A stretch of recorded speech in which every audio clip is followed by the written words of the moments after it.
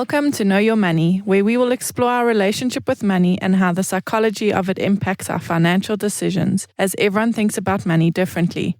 In our podcast, we'll be presenting a variety of financial topics in an easy-to-understand way, which we hope will assist you with managing your money. Hi, I'm Craig Finch, co-owner of Growth Financial Planning, an independent financial planning practice, and I've been a financial planner since 1986. Hi, everybody. I'm Bronwyn Waner, co-owner of Growth Financial Planning. I'm a certified financial planner, and our philosophy at our company is to grow yourself to grow your wealth. Hi, everyone. My name is Warren Grimsley. I'm a director at Rogue Media and help facilitate this wonderful podcast. My main goal here is to try and understand what these two lovely people are saying so that we can all understand. Hello, everybody. Welcome to Know Your Money. Today we have our guest, Johan Oosthuizen, who works for Gallup CliftonStrengths. Am I saying it correctly? And how long have you been a coach, Johan? And do you want to introduce yourself and give everybody just a little bit of an intro? Thank you, Bron. A full-time coach for the last 13 years, but I've been involved with all the Gallup stuff and all the assessments for the last 22 years. Awesome. And what is Gallup, Johan? Gallup is an organization in the States, and they do research for the last 85 years on client behavior. In fact, they're the largest organization in the world doing that. And they've got clients all over the world. They're operating in 155 countries all over the world. Not many people are aware of the Gallup organization in South Africa, but for the rest of the world, everyone knows what Gallup has been doing. They're more known for the Gallup polls in the States, but they do all the other research and work as well. Okay. And how would you say in a financial practice or as a client, so someone that's handling their money and dealing with their money, how would the CliftonStrengths benefit them or help them as a person? Well, first of all, we have to think about there are many facets. We all know about your talents that we have, your knowledge and your skills and your experience. But very few people do an assessment to find out what are their talents at the end of the day. And you use all of that to execute on your financial plan. So you as a financial planner, you sit with your client and you build a plan for your client and you say, okay, we're going to execute on this now. And you take into account your client's experience and knowledge and things like that. But taking into account their natural capabilities, their talents, will enhance the process for you and your client if you do that. So can you go a little bit more into the client and what they would experience from doing that? Because we are trying to use it in our practice, and we want to use the platform today to kind of explain to them the importance of knowing what your strengths are, how you can lean into them. Warren, I don't know if you have any questions on what you're thinking. Well, when you say your first comment about what Gallup did was that they look at client behavior. How do they measure that, and what in particular are they looking at? Well, they're looking at your natural capabilities, your talents, and it's innate in you. You are born with that. But from my experience over the last 22 years, very few people, if you ask them, what are your strengths, they can't really give you an answer. Okay, yeah. Because that's not the way that we are brought up. The way that we are brought up is mainly, and from when you are little, everyone is focusing on the things that you can't do.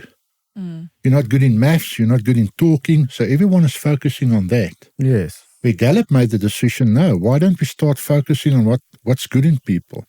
Yeah. So it's a mind shift for many people when you start talking about this. You start focusing on your strength, the things that comes naturally for you. I know, Bron, that you like to talk to people. You can communicate easily. So why don't you rather focus on that than focusing on something that you struggle with?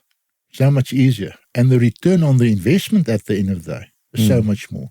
A virtuous cycle. If you can focus on your positives and reinforce them, it's a virtuous cycle, yeah. Yeah, I very often say to people, think about sport. What do we do in the sport environment?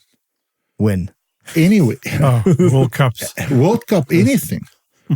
Yeah. We take our players and we focus on their strength. Yes, yeah. We put them in the right position according to what their strengths are. The plan for the team is built around the player's strengths. Exactly. Yes, yeah. And if you know that you are a sprinter, Usain Bolt, from when he was little, someone recognized that he's got speed.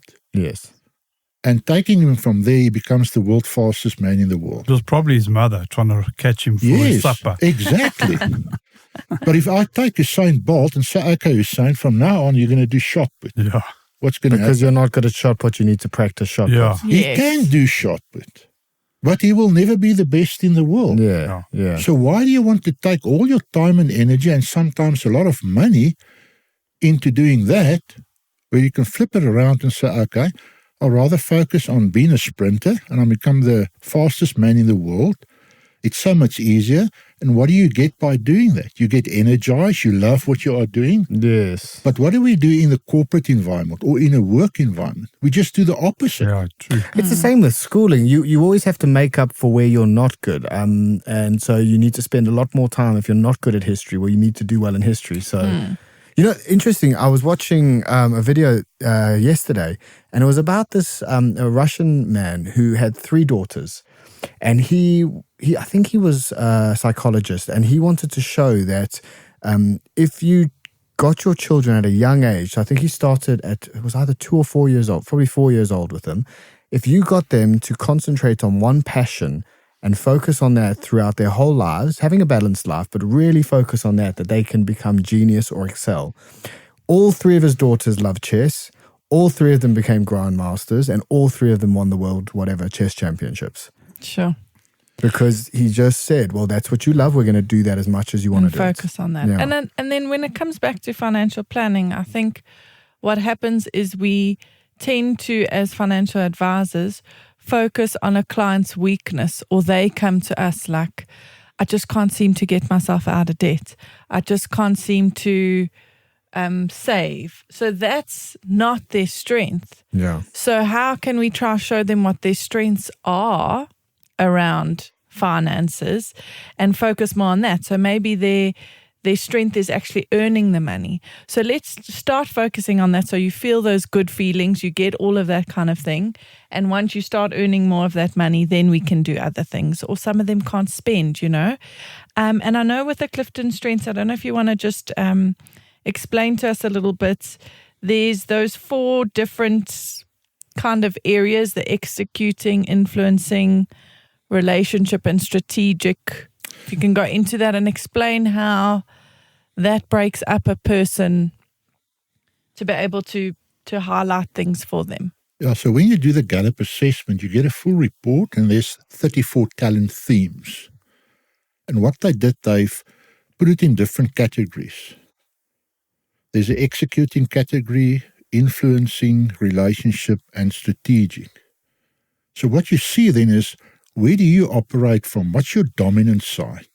If I look at myself, I'm very strategic. So that's the way that I think about stuff. But I struggle to execute things.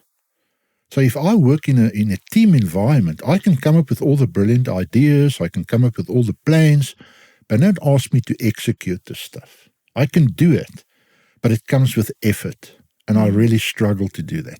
Then I would rather team up with a mate where I know, okay, they love to execute stuff. They can't come up with brilliant plans and ideas. They just suck in that type of thing. So the 2 of us can work very nice together.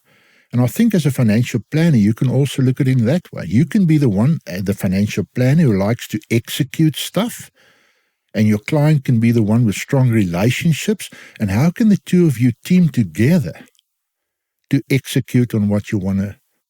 That makes a lot of sense, yeah. Always try and see how can other people help you, because we tend to try and do everything. Why do you want to do that? Again, the mind shift is focus on your strength.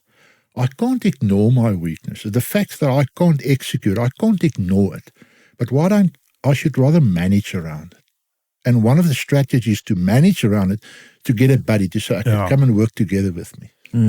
But you feel so much happier in your day-to-day work life if you could just focus on your strengths. That would be so much easier, right? Correct, Craig. I want to go to my work every day, and I've got a tinkle in my voice, and I've got I just want to be there. I know I'm going to do strategic stuff all the day. So I'm energized. I'm looking forward to a Monday. Yeah. But most of the people don't look forward to a Monday because they know they're going to do with all the stuff that they don't really like doing. I heard an analogy with Barbara Streisand. She's obviously incredible singer and she's been for many decades, but she doesn't book the concert hall. She doesn't see if it's clean. She doesn't see the ticket sales. All she does is, not all she does, but is get to the concert on the day and do her best and do what she loves. I'm sure, Warren, you know more than that than your experience in the music world as well. I mean, the amount of people involved who specialize in very small areas. You know, my speciality was purely doing sound. But that doesn't mean that I was the one booking all the equipment, and it doesn't mean I was the one organizing the logistics of the truck movements. And the artist doesn't want to do all that. He's not. No, they're not interested. They want to turn up and sing. Yeah. That's it. But that's what they love doing. Yeah. But that's the whole cooperative thing, isn't it? I mean, again, when you have a functioning society, everyone, or their strengths, or not their strengths, but what they can add in value to society must complement each other for it to be cohesive and for there to be growth in society.